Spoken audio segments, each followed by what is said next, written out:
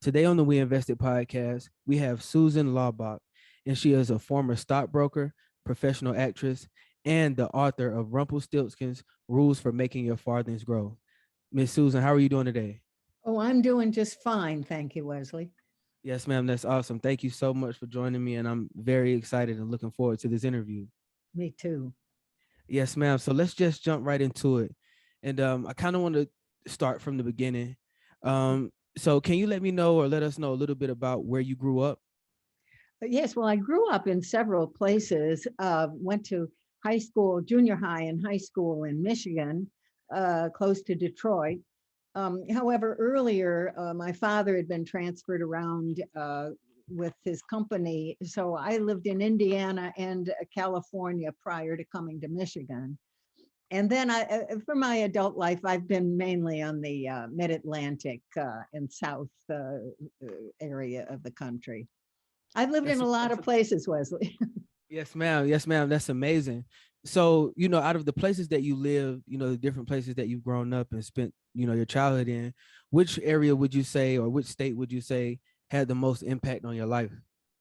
Oh, I would have to say Michigan.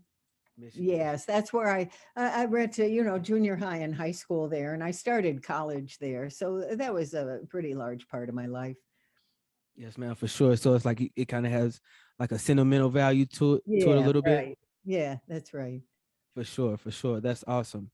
Well, I guess, one of the most interesting things that we're here to talk about today is your latest book, Rumpelstiltskin's Rules for Making Your Farthings Grow. Yeah. So, can you talk a little bit about the vision or inspiration behind writing this book? Yes, I can, and I'm glad you asked. I have, over the years, been a teacher of investment education as well as a stockbroker working in the field. And I found so many times that people needed to know certain things before they actually bought stock. They things that the stockbrokers would not tell them. Maybe the stockbrokers hadn't thought about it themselves, but there were certain things that I refer to as rules at this point. And I want people to understand and to sort of process these rules if they are now investors or if they're considering investing.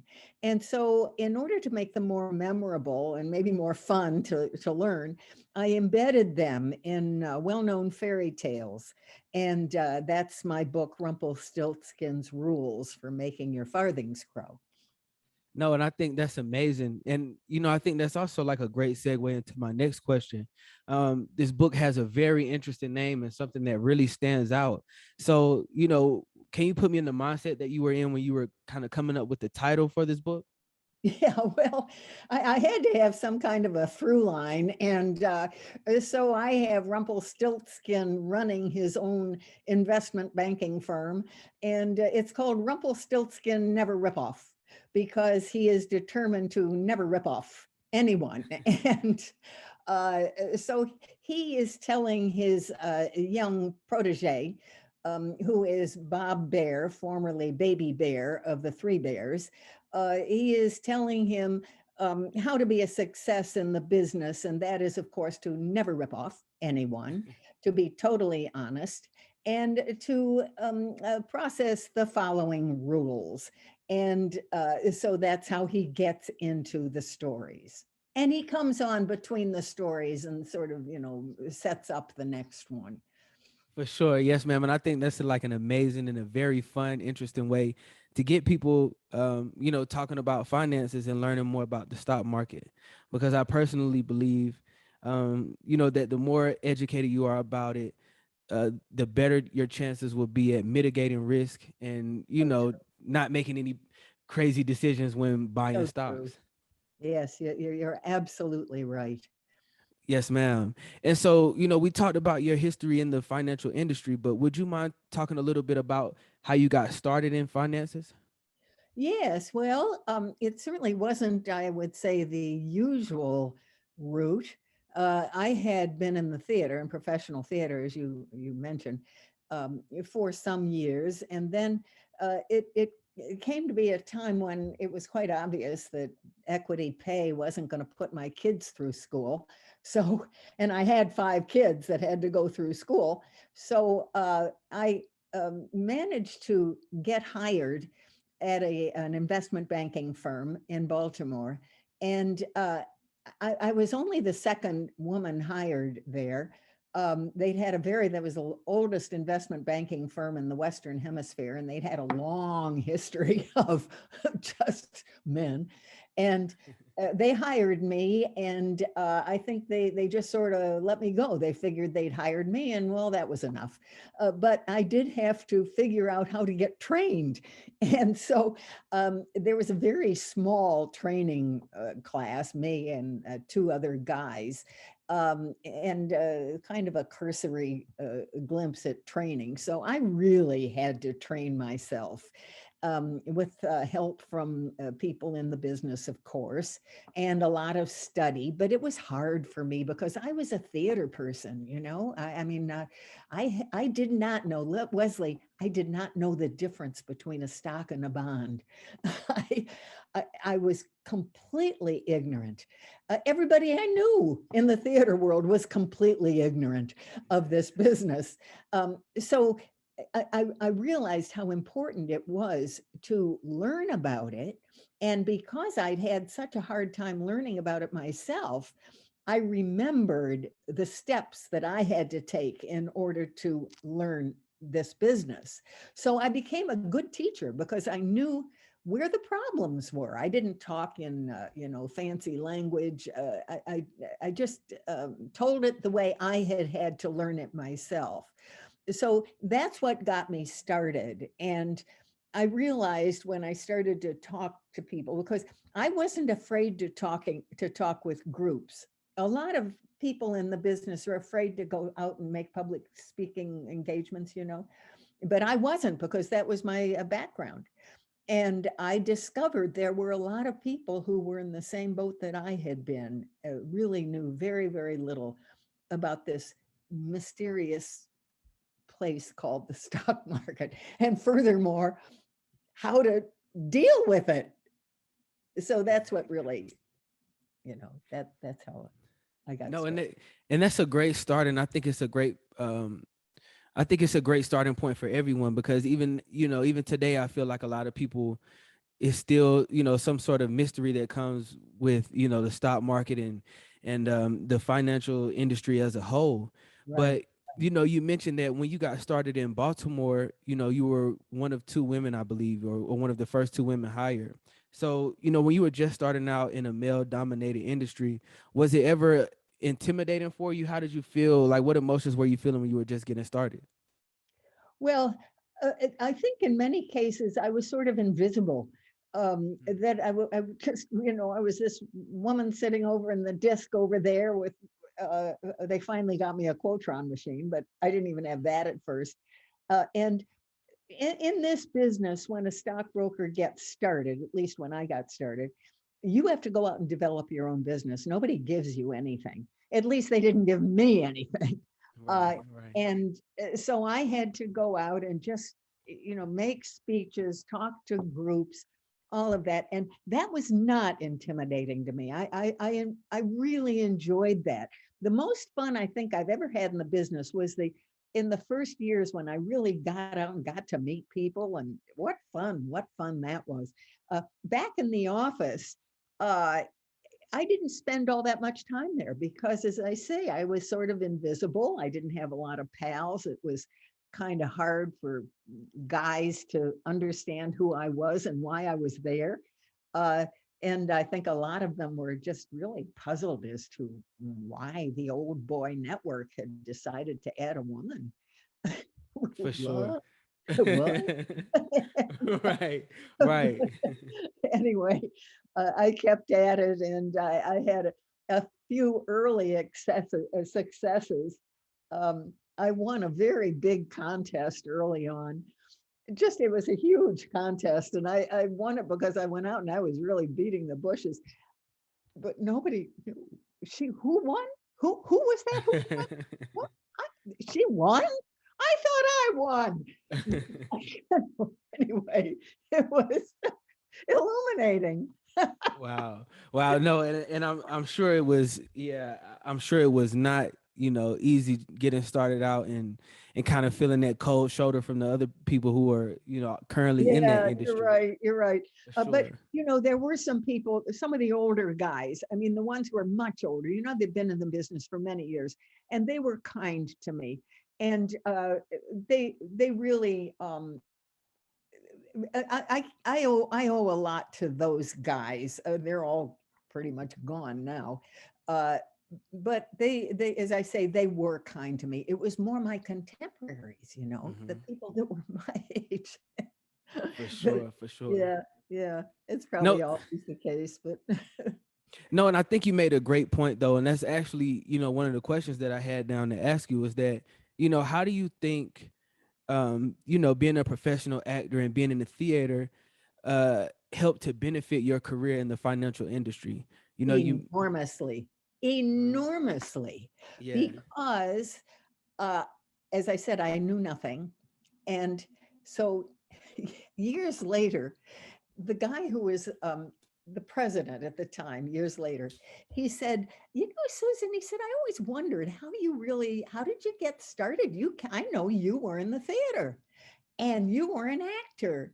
How did you get started? And I said, Don, every day I woke up and I said, I have been cast as a stockbroker. And today I am going on the set, and all day I'm going to be a stockbroker. And I'm telling you, Wesley, that got me through. That got me through those first 2 years, I would say. I had to sort of get my mind into this whole new world, but it was the theater that it turned out for me to be a great background. I didn't have any of those connections. Some guys came from bank estate departments, and some guys came from a lot of money. There were a Mhm. lot of these guys who knew a whole lot of rich people. I didn't know rich people. I knew theater people. And Mhm. I didn't even know what an estate department was. So I was very grateful for my theater background because it enabled me to make the speeches. Mhm. And, Wesley, you're a salesman too, because you have your show and you have to sell all the time when you're on your show. Uh, we're always selling when we're in the theater, right? Mhm. When we're in, I should say, the entertainment world. Uh, Actors are always selling themselves. So I was used to that. And stockbrokering is really just selling. Exactly. Yes, ma'am. And I think that's a great perspective to have, just to kind of train your mind to go in the direction that you want it to go. And then I'm also a huge believer in the power of communication. So if Oh, like if you can be an effective communicator, if you yeah. can effectively get an idea and break it down to somebody in simplest terms, then Mhm. you'll have great success. Yeah. So it just seems like your background is just perfect for being an educator, being a stockbroker, everything that you're doing. Yeah. And one other thing that I think you do well, and I think actors do well, is you got to listen. You really have to listen. I don't want to blast any stockbrokers because there are some wonderful ones, including my husband. But you do have to learn to listen to your clients Yes. closely Yes. and not just kind of like talk at them. Exactly. Yes, ma'am. And yeah, that's definitely one of the biggest things. And I feel like you can learn the most about people and the most about life just through listening, your ability to listen. Yeah, well, Um, that's what you do. Yeah. yes, ma'am. So, a great concept that I think you have in this, in your latest book is getting started and keep going. And I think that's a huge testament to anything that you do. But what does that mean to you?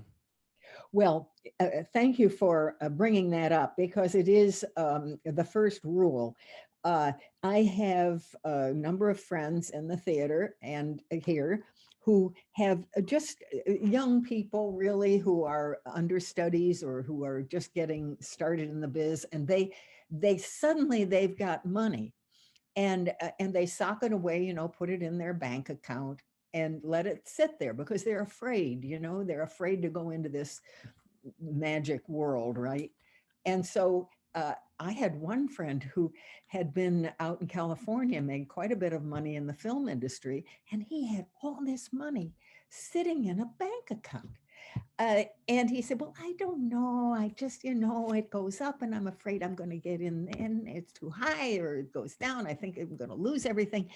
The point being, get started and keep going. If you get started by buying 10 shares of something, uh, you just tiptoe in with a little, mutual fund or ETF or 10 shares of your a company you admire, something. Just get in there.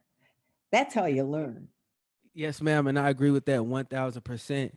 And also, just kind of to speak to the keep going part, I feel like that's the beauty of compounding interest. Oh, So, yeah. the longer you invest and the longer you have your money in the markets, the greater the potential you have of doubling, tripling your wealth. So true. So true.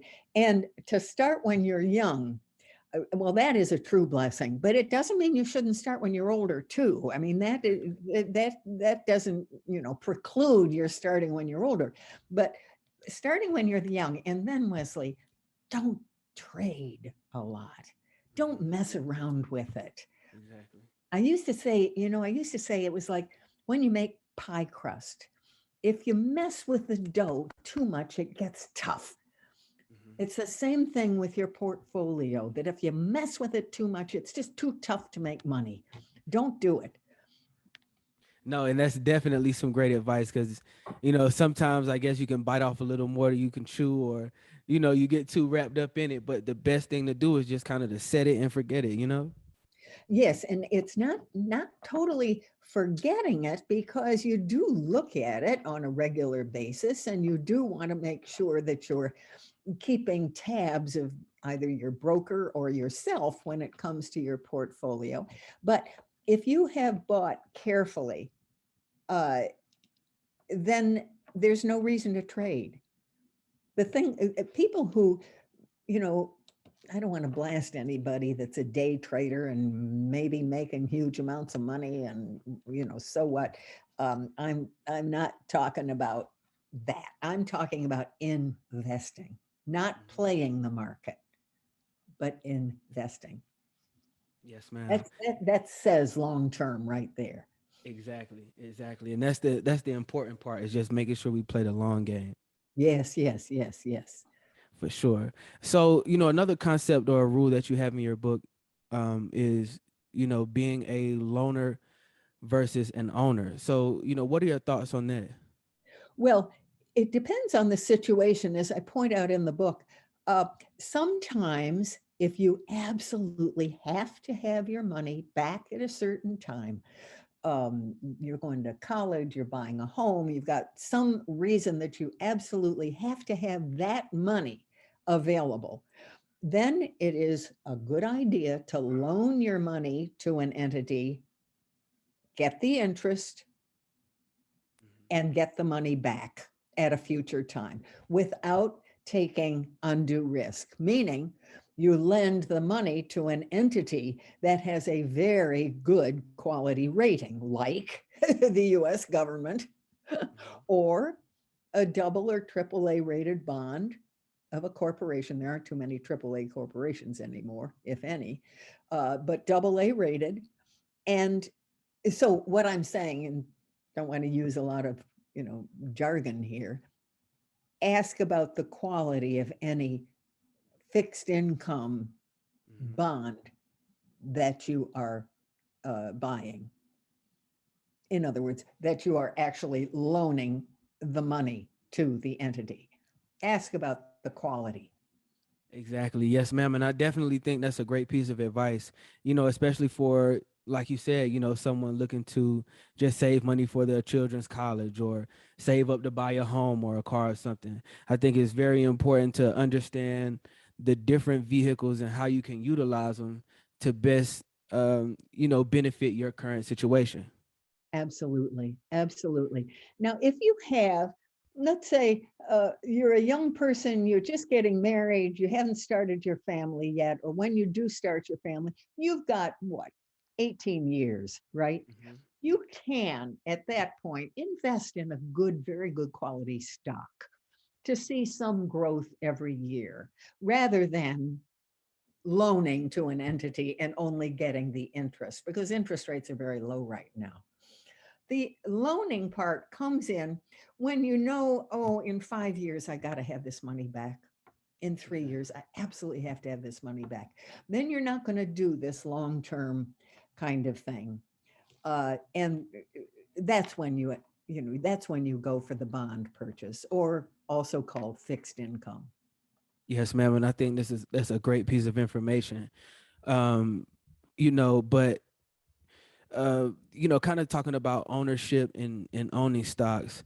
Um, a rule that you mentioned on in your book is understanding how a company makes its money. Oh, So, yeah. can you talk a little bit more about that idea and the importance of understanding how a company makes its money? Yes, because there are lots of companies that are conglomerates, let's say, companies that own have a whole bunch of little businesses. You may be attracted to one of the businesses. You've used the product. I'll give you just an illustration. One of my adult students said that she had she had driven down south along the 95 road, parkway, and she saw that there were a lot of restaurants of this particular chain that were always busy. And so she came back and bought the stock in that restaurant. As it happened, that restaurant was not the part of the company that was making any money.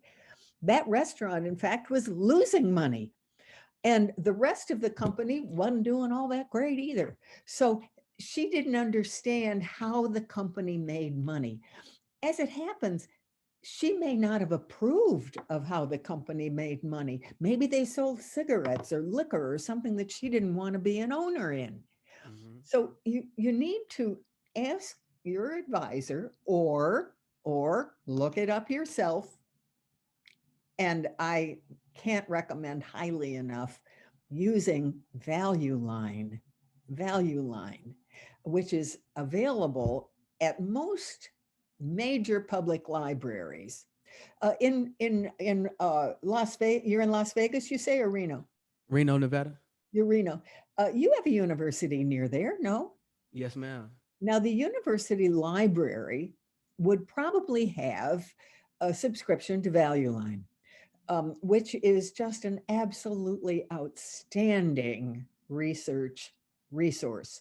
And by looking up the company that you're interested in, you can find out all sorts of information, so a lot more than you probably want to know, but it will tell you what part of that company is making money.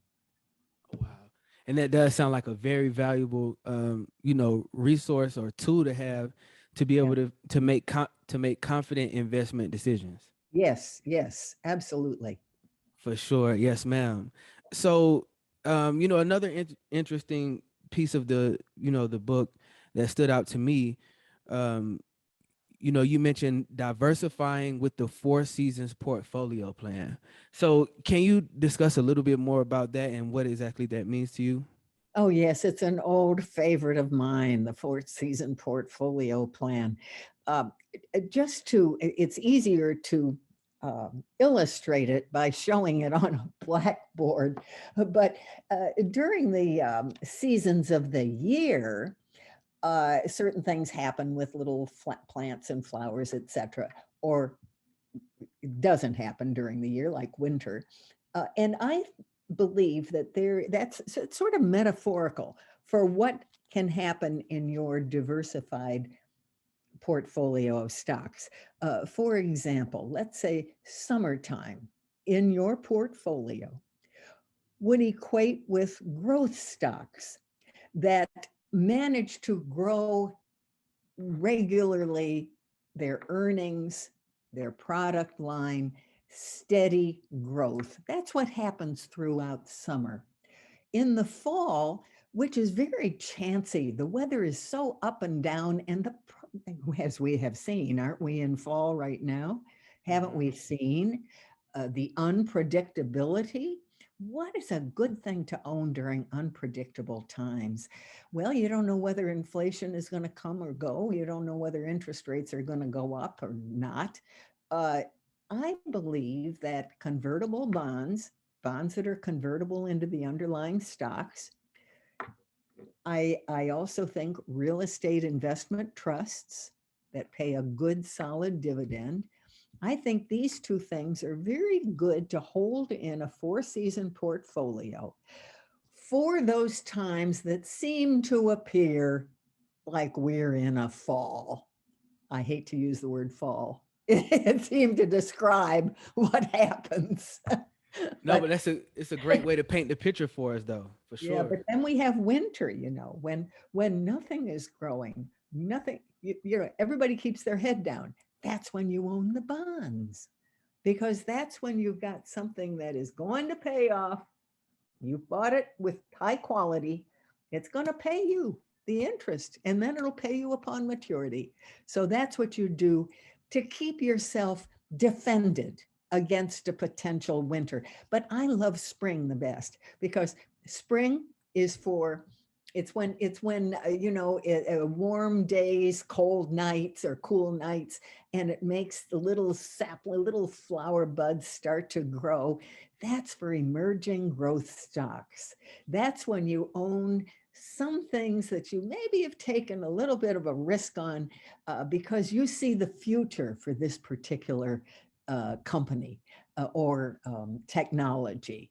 And so you dip in a little of that just so when it seems to be a springtime in the economy, you're invested already in that. So that's my four-season portfolio plan. Something for any particular economic season.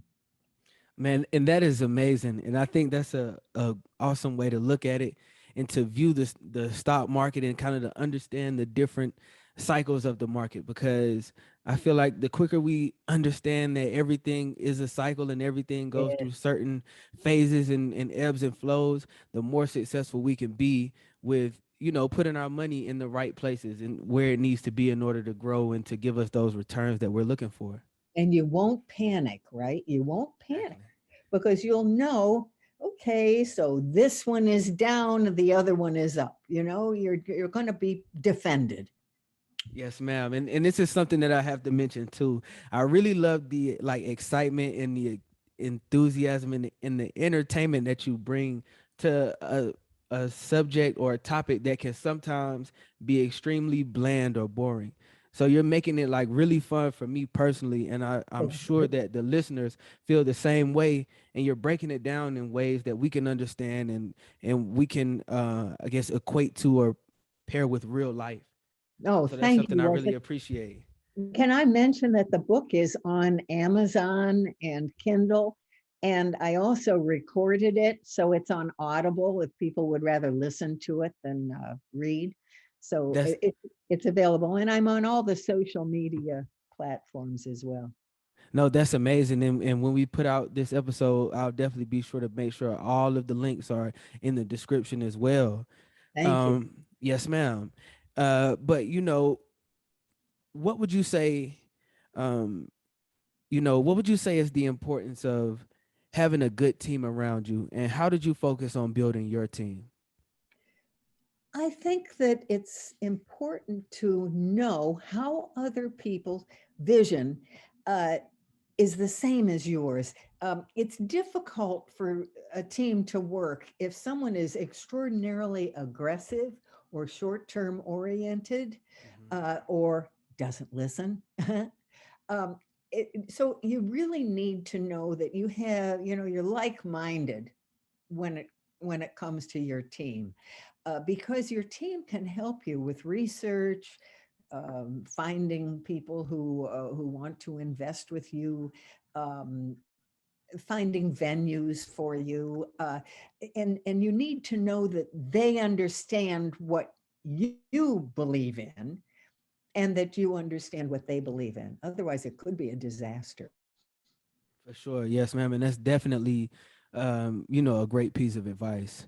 But with you having been in the industry and both sides of the industry, from being a stockbroker to sales, now to educated and writing books. um you know what lessons, or I guess, what lessons or mistakes have you learned, encountered, and experienced during your time throughout your journey? I guess the mistakes, I made so many mistakes when I first started out, embarrassing mistakes. Um, like, I don't know, not understanding what the symbols were, putting in the wrong trade, all sorts of things that really I had to unlearn, or I had to learn rather than to move forward. Um, I guess I would have to say read a lot, um, listen a lot. Oh, and Wesley, observe people's habits, observe people's buying habits, human behavior. Are people in a panic mode? Are they in a more sanguine mode? Um, it's just important to know human behavior especially when you're looking at the stock market. And don't panic. Don't panic. Yes, ma'am, and I think that's some great pieces of advice, because with buying and investing, and when finances are involved, psychology plays a huge Oh, part in it. yes. Oh, So yeah. understanding how people think and what they do when they panic or when they're nervous, that's very important, in being successful in what you do. I was next to the trading floor when I was a stockbroker, and during one of these first really horrible downturns. I mean, you couldn't get a trader on the phone down in the. This was in the days when you did call your traders, and everybody was in such a dark mood, and the world was falling apart. And this elderly gentleman who sat near me said, "Never sell in a panic. Never sell in a panic. Sit tight." And lo and behold, within, I don't know, if not days, certainly within weeks, everything settled down. People got their heads together and moved forward. And that happens.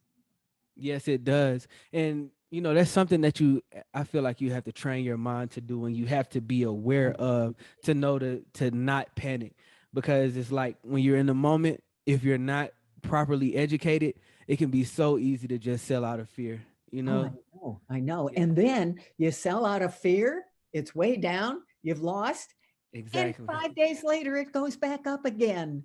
And now you're afraid to buy it because, Exactly.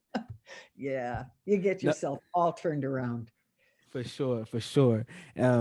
So you've been an author, and you've written multiple books before this, but what would you say is your favorite aspect or your favorite part about being an entrepreneur? I think meeting people, I Mhm. really love meeting people and talking about the business. That really is my favorite part. It probably is a favorite part for all entrepreneurs, probably for you too. Certainly for you. It's what you do.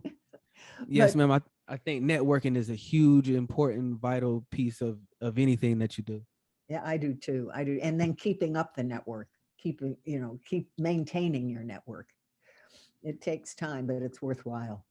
Yes, ma'am. And that's something I'm still working on myself, is understanding how to maintain and do the upkeep for these relationships. So that's I something I'm know. working on personally. It takes time. Yeah, it takes time. And you have to, make a note on your calendar. Call so and so, call so. I haven't talked to him for a week. I haven't talked to him for a month. Haven't talked to him for 6 months, you know. And you don't want to have to call and say, "Hey, remember me?" I might have to reintroduce myself.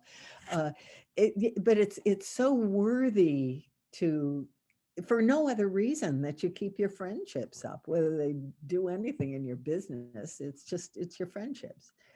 They'll be with Yes, you forever. yes, ma'am. That's definitely a great piece of advice and information. But what would you say is the single most important reason for your success? Well, let me see. I suppose perseverance. Mhm. you know, flexibility to a degree, but perseverance. I think that is good advice for anybody to persevere and don't let the setbacks get you down. Just figure out another way to it. Go at it if one way didn't work. That's So no, that's I was just going to say, as a woman in the business, it was hard, to get out there. Everybody wanted a broker that looked like their dear old dad, and uh, you just have to keep going until you find your people. yes, ma'am. And that kind of hints back to, get started and keep going. Yeah, Just yeah, not stopping. it does. That's why it's the first rule. Yes, ma'am. Yes, ma'am. So, how would you like for people to remember you and your work? Oh, what a deep question. I guess as someone who was gave good and honest and reliable and helpful advice, help people uh, realize their dreams that come from having invested wisely. That I would like to be. It, I would like to be thought of that way. That's amazing. That's amazing. So, what does the future look like for you? Well, I'm working on, disseminating the information in my book. I have also um, adapted it into a script, and I am hoping to have uh, young people act it out for even younger people. And so I'm working on that, hoping to go through the library system here, to go through schools, community groups, and just try to get this information. It's more important to me that I get this information out. I really think it's important, Wesley. No, I agree with that 1000%. And I also think it's amazing how you are combining both worlds. You're combining both of your interests in really putting your personality into it and just making it what you want to see and how you would like to receive this information. So I think that's amazing. Oh, thank you. Thank you for that. Yes, ma'am. Miss Susan, thank you so much for your time today. I really learned a lot. This has been a very insightful interview for me. But at the end of every podcast episode, we like to play a rapid fire question game where I ask you 3 questions. If you're willing to play, I'll go ahead For and ask. sure. I hope my mind is sharp enough to answer them. Yes, ma'am. Okay, so question number 1: where's your favorite place to travel? Oh, I loved Morocco. Morocco. Yeah, I loved Morocco. I Why loved Morocco? Japan. It had a culture that was so different, and it had uh, 4 different areas that are all different from each other. So Morocco, Japan was another place because I knew nothing about the history or the art of Japan. I didn't learn about it in school. And we loved Japan and went back twice because it was so. I guess that's where I like to travel, is where I learn something. Nice, nice. That's awesome. So, question number 2: what song explains your life the most? Oh, you make me think. What song? Uh, I'll be seeing you in Nice, all the old familiar places. nice, nice. Okay. And final question: what's an amazing thing that you did that no one was around to see? Who no one was around to see. Um, Well, I don't know that I did anything amazing when no one was around to see, except for write this book that I hope turns out to be amazing for people. And there sure wasn't anybody around to see me doing that. It's a very lonely business, to be a writer. No, and that's definitely amazing task and amazing accomplishment for sure. Thank you. Thank you. Yes. Yes, ma'am. Well, Miss Susan, thank you so much for your time today, and I really enjoyed getting the chance to sit down and Oh, speak with you. me too. Thank you very much, Wesley. I really enjoyed talking with you. Yes, ma'am.